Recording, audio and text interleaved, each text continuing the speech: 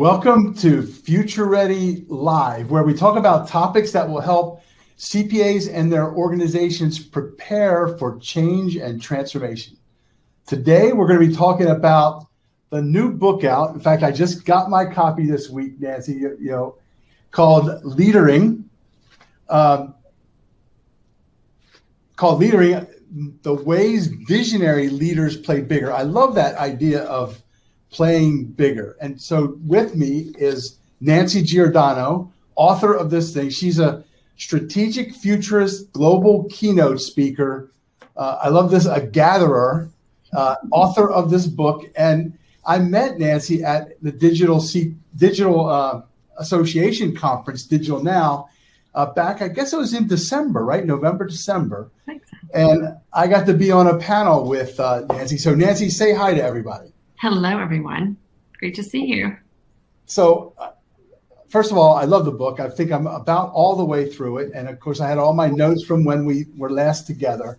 But I want to talk about why. What made you write this book now? And I love your entry, but tell everybody, the audience, why'd you write this book? Yeah, again, I am a strategist more than I am even a speaker. I love being able to go and help organizations and teams and industries think about their path moving forward and actually build that roadmap. And what I found is I went in because I got to go, I get to live on the horizon. I get to live with all the people who are out there building the future, the technologists, the scientists, and engineers, the designers, the entrepreneurs, and bring that thinking back. We often found a lot of resistance inside existing frameworks, existing organizations. And I one day wrote on a Post-it note, I wanted to create the Institute for Accelerated Understanding. Like, how can we get people to think about this faster so we can start to build the things that need to be built? Like, I want to go build. I don't want to spend all this time trying to explain.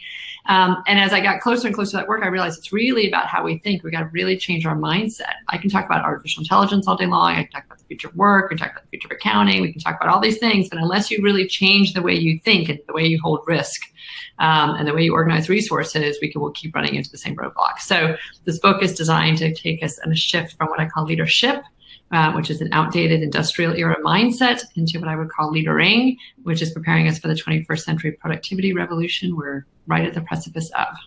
I love that. It's funny because a lot of the concepts you talk about are things that we've used to try to shift mindsets in our profession. That's one of the journeys we're on right now. In order to transform them, you have to start with the mindset. I love that. Tell us about what you just said about the idea of the mindset risk notion, because I think that's important, at least for a lot of the folks in our profession. Tell us what you mean by that. I think it is, across the board, but specifically in highly regulated or highly, financial oriented ones, but it goes across the board. The idea is, and you could probably even flesh it out, it'd be fun to have this conversation, but my perspective is that we've built all of our structures in the 20th century to protect us and keep us safe in ways that now are creating vulnerability. So things like silos, right? We put things into silos, either information into silos or people into silos to keep it efficient and to make sure that things, didn't run over into other things and everything could be done. And this productivity mandate that is now actually, when you do any work in artificial intelligence or anything that's to do with trying to create a systems solution to something, that runs into completely counter to that. It just doesn't work. The fact that we would outsource all of our big decision making to the people who have the most experience, right? The C-suite or the board. And what we're really finding is now that people who are on the edge, the people who are actually collecting and sensing, responding to real information all day long, are the people who have really huge insight that we should be both listening to and to some extent, as much as we can, enabling them to be able to make decisions in real time. Things like making really incremental improvements. That was the constant incremental, and now we're actually in a move where we're going to have to take really big, audacious leaps forward, and we have to have courage to go do that. So again, that's why I just say is I think the way that we defined risk in the past is outdated, and there's actually all these behaviors I'm just describing are actually the things that keep us safe now. Interesting. So bold, audacious, like big steps, not incremental. All those are now. So it's again non-siloed. It's being much more connected and networked. We used to think that would make us too dependent upon each other. Now we're realizing interdependence is actually really critical, right? Shared learning, shared innovation, all these shared resources are actually the key. And actually, what we're also seeing is non-centralized is key. The more distributed we can be, the more resilient we can be. And the more on the edge that we can be, more, again, sensing, responding as close to the point of impact, the more responsive and the more useful and the more agile and, all those other things that we want to be. So it's just flipping so much of our behavior and our way of thinking from the past that worked. It worked in the 20th century industrial era, right? We built big, huge, strong brands and huge companies that were able to scale all over the world. We were able to have, deliver consistent profitability month after month, quarter after quarter. But the game has changed now. It's a different landscape. So one of the things you talked about a lot of the research you cited and stories, Thomas Friedman and the whole invention of the 2007 and what happened when Steve Jobs held up this device, right? And your whole Klaus Schwab and the World Economic Forum, Fourth Industrial Revolution. You changed the story on the Fourth Industrial Revolution, right? Tell everybody what you use for that. Instead of 4IR, you say 1PR. You're a good student. And it's funny, I just had this conversation with someone this morning who'd been doing work with the World Economic Forum. So I just think that this goes back to the mindset thing. We can't just say we're another, era in what is an industrial era thinking. We're actually post-industrial, or what I call the exponential productivity revolution. And I would say we're in the first wave of the productivity revolution, so I call it the 1PR. So it sort of sticks into that nomenclature, but it is just a completely different physics when we start talking about exponential technologies that are probabilistic, that work in a really different way, that are actually rooting out for complexity and for uncertainty, because that's where you can find some answers to questions that we've never been able to answer before. And we're able to think again about how we organize ourselves. We're actually end up much more distributed systems at some point as we move forward. So, what we find, if you look through, there's a chart in there, a little graphic that we created, right, that shows how the technology connected to sort of business structures across each one of those first three eras, and how the same thing will be when we take this big leap over to the productivity era. And then there's a bunch of stats around the productivity stuff, right? I can 3D print a house now for $7,000 that normally cost $150,000 to print. Yeah. And we can just go on and on about all the ways these technologies are driving much more robust delivery of productivity, which I think is exciting and great. There's no question about that. But back to that new mindset. So let me go one more thing that I thought was fascinating when you spoke at the Digital Now. The notion that you said, when you look at all this, we're really only 1% in. That blew me away. So what is that? What do you mean by that?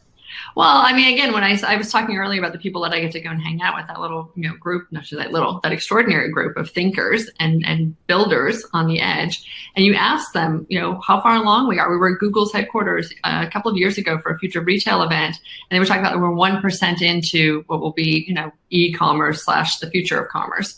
You go and talk to a 3D printer or an additive printing manufacturing, ask how far along we are, they say 1%. Like, wow, we keep hearing this word 1%. And one could argue that, during this past year, we have become a bit more adaptive and, a bit more adept with this. But I would say we've increased penetration of current technologies. We haven't actually seen the big explosion in innovation that's going to happen as a result of this experience. Like everyone talks about that we've accelerated 2 years, 5 years, 10 years, whatever that word is, in both our adoption and I think what we will see in terms of brand new solutions, because we're seeing all the gaps that exist now and all the opportunities that we have to move forward. So we, as part of the launching of the book, we just recently did a series of 8 conversations, like each day for half an hour.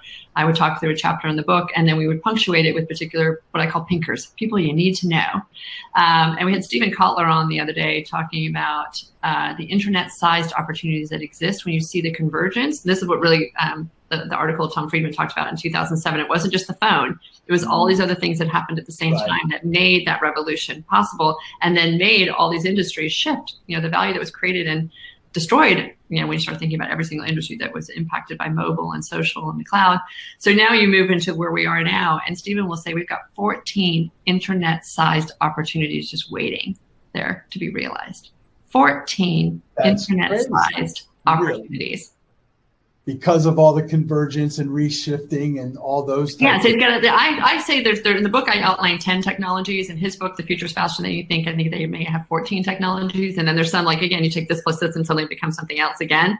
And so the minimum he thinks is 14. I'll say, certainly at least 10. But there's the idea is, again, that they will both advance and converge. And so as they advance and converge, and then they change sectors. And so he gave an example, again, when he was with I forgot who it was, like a big entertainment company years ago.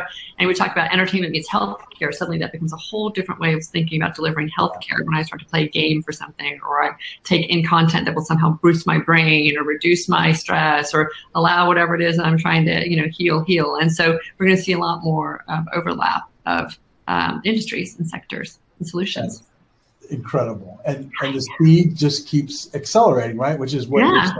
Yeah, and so there are big questions that we have to ask ourselves as we go through that, because one of the big questions is, how do humans level up to be able to match that? And so it's actually interesting. He's written now a companion book that just came out called The Art of the Impossible, because he feels like there's really an important piece where I talk about it from a human cloud perspective, like from a communal perspective, socially, how do we ensure that we level up? He talks about it literally from an individual performance perspective. How do we get into performance states and flow states, and use neuroscience to help us figure out how to be able to hold this kind of complexity in our brains? And he feels like so much of us is, we're getting in our own way. Yeah. And there are ways that we can, learn to prepare better for this and navigate better in this. Reminds me of the movie The Matrix, right? When they used to stick those things in your head, and all of a sudden, boom, you could fly down. That's why, it's funny because, again, we always talk about science fiction becomes this really interesting kind of call to the technologies we want to try and build that. And so we're seeing a lot of conversations right now about neural implants or brain-computer interfaces and trying to figure out if that's the way we do it. So some people are trying to solve it through the, actual implant. He's trying to do it more through our own cognitive capacity to be able to get into flow states. And he has this thing called the Flow Collective Research Project that he's involved in. And he thinks about extreme athletes and all these people who, once one person broke the minute-mile barrier, like everyone was able to do that. Like what happens with that? And so what are other ways that we can sort of hack our own psychology? And I think about it again internally. How do we build more social structures that hold us better? How do we coordinate better? How do we contribute better? How do we care for each other better in ways that we can level up? And I will argue, consciousness is a big word, but this idea of trusting our intuition, getting clear about what our own goals and values are, aligning that stuff better, like we're going to realize that actually is a really critical component to being able to deliver these technological solutions that we think we need. Yeah, so it gets more into like values and purpose and all of those squishy things, right, to help guide you when you don't have any rule books. Well, so then you see, the metaphor that I use in here is about the compass and the North Star. And so the idea is, if you don't have a map anymore, how are you going to navigate? Because the map is outdated. Well, if I hand you a compass and I teach you how to use a compass, it's actually not so scary. Then I'm in terrain that I can at least know how to navigate. But the question is, what am I navigating to? And that's why a North Star becomes so important.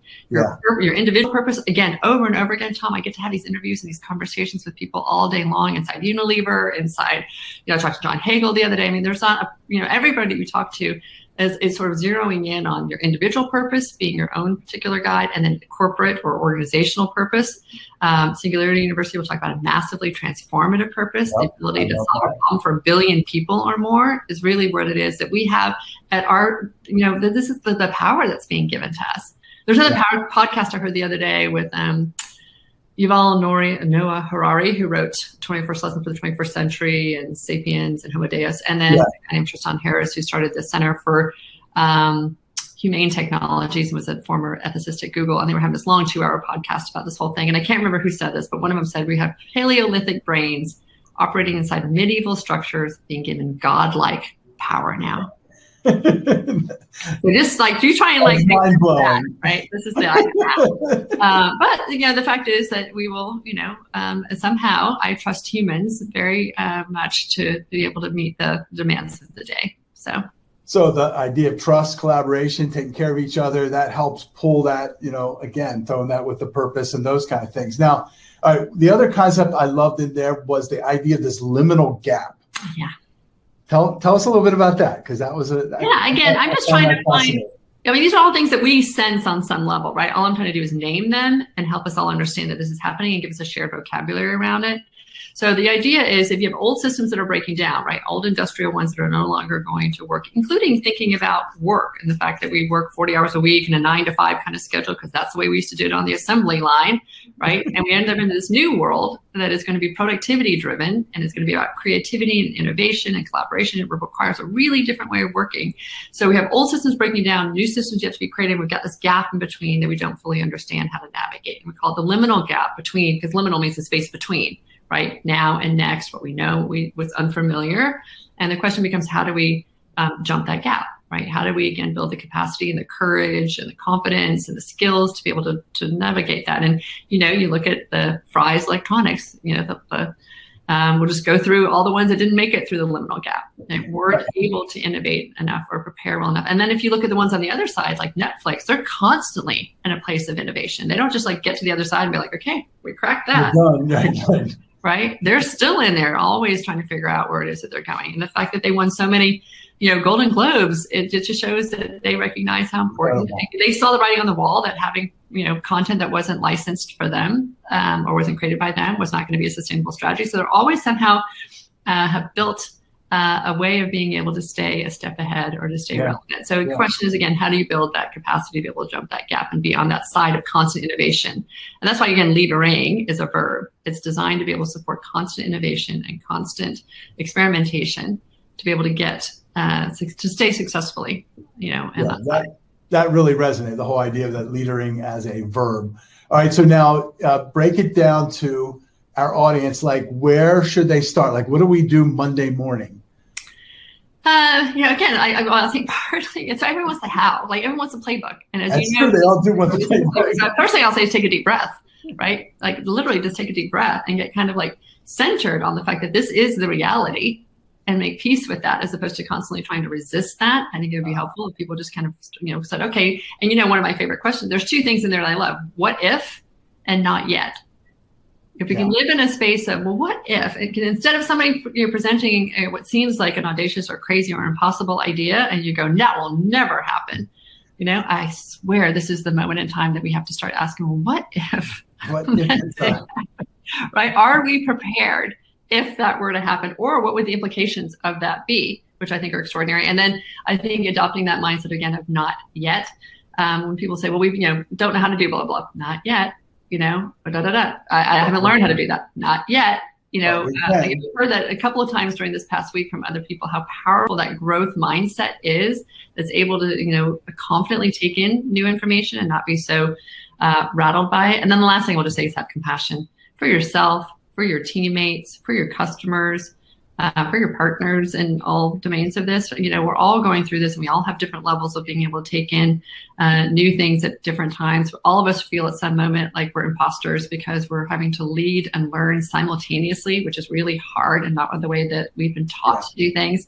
The metrics of the game are shifting around us. We all thought GDP was going to be it, and soon GDP is not going to be it. So I think just, every once in a while, like I say, taking a deep breath and having some compassion and staying really, really curious. I love that. Well, I love that. You're right about the curiosity piece and to take a deep breath. So some amazing stuff in there. I would say if you want the playbook, go buy it. It's, okay, I'm saying it's never a playbook. It is a list of principles, right? Or practices. It's true. A way of developing practices. Exactly. It's not like step by step, but it is principles and practices that you can begin to really give you confidence. Yeah. So I love it. I love what you did with our association community and what you're doing here. Final thing is, so it is the beginning of International Women's Month, and you happen to be a woman futurist, which is not exactly a common thing. So how did that happen? Tell us that little bit. Yeah, you know what? Well, and this is actually a great plug. So thank you for letting me talk about the Femme Futurist Society that we created as a result of all this. So I think it just might, people ask me how I became a futurist, and I think it's a combination of insatiable curiosity, like ridiculous curiosity, and fear of being blindsided. Like, I don't want to be blindsided. I really want to ensure that there's a safe and thriving future for all of us. I want to reduce suffering on the planet. And I really hate not knowing. Right? I want to know. So I think it's just those two things combined. And it's sort of a good time to be one because there's so much shifting and changing that I'm naturally good at being able to synthesize information and being able to connect the dots. And so if I can offer that to other people, it's a great place to be. But again, it's a strategic futurist, right? I want to build with that knowledge, not just forecast.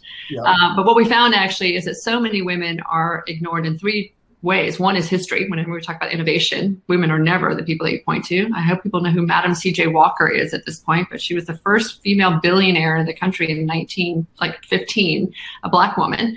But barely people know her name. The second is in innovation, actually driving and changing the products. So very few women are in artificial intelligence or in robotics, a little bit more in virtual reality or spatial computing, but the numbers are really so far below what they need to be in order to be able to ensure that we don't have cognitive bias in any of these things. Like, we really, really need diverse thinking in these teams. And the third is in actually being able then to realize the value of this productivity. Out of the 560 IPOs that have happened recently before the CEO of Bumble so successfully IPO'd recently. Only 3 of those companies have been founded by women. Wow.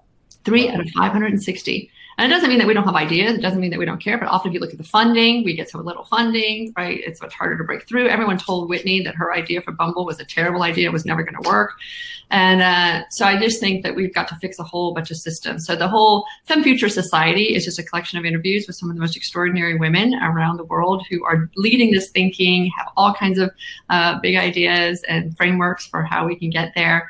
And so I just think being able to hear their views of the future of governance and the future of work, the future of technology is part of helping fill that gap. Love it. We're going to definitely look at that. By the way, you all can find Nancy on Twitter at Nancy Giordano, all one word. She's on LinkedIn. She's on Instagram. I mean, she's pretty much everywhere. Buy her book, LeaderING, The Ways Visionary Leaders Play Bigger. And I have to close with, you used the quote by Marianne Williamson that I remember from Coach Carter. That was at least a kind of partial quote from that. So tell us that final thought. You're playing big. You're playing small doesn't serve the world. Yeah, go That's big. what my company's called Play Big. So Play Big is not about scale, right? It's about being able to bring all your resources to bear to really try and create the most caring and impactful future for all of us. And so you're playing small does not serve the world. So whenever you are in doubt that you can do it, just remember that. Exactly. So with that, everybody, you can tune in here the first and third Tuesday of every month at noon on my LinkedIn page. So with that, Nancy, thank you so much for everything you did today. This was awesome. Great. Thank you for reading and thanks for evangelizing. Thanks for playing big.